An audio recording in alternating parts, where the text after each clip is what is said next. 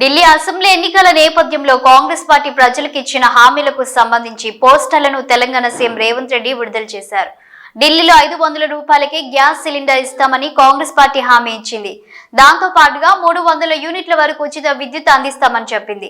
ఈ క్రమంలో హామీలకు సంబంధించిన పోస్టర్లను విడుదల చేసిన సీఎం రేవంత్ రెడ్డి తాము తెలంగాణ రాష్ట్రంలో ఇచ్చిన హామీలను తాము నెరవేర్చుతున్నట్లు తెలిపారు.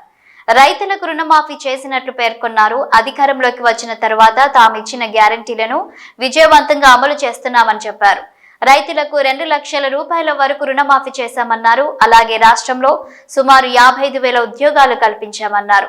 ఇక ఆర్టీసీ బస్సులో మహిళలకు ఉచిత ప్రయాణం విజయవంతంగా కొనసాగుతోంది.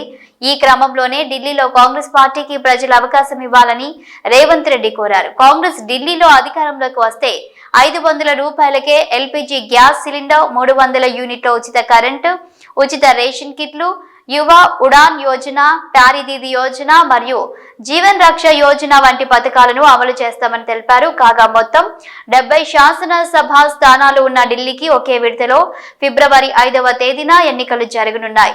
ఫిబ్రవరి 8న ఓట్ల లెక్కింపు చేపట్టనున్నారు.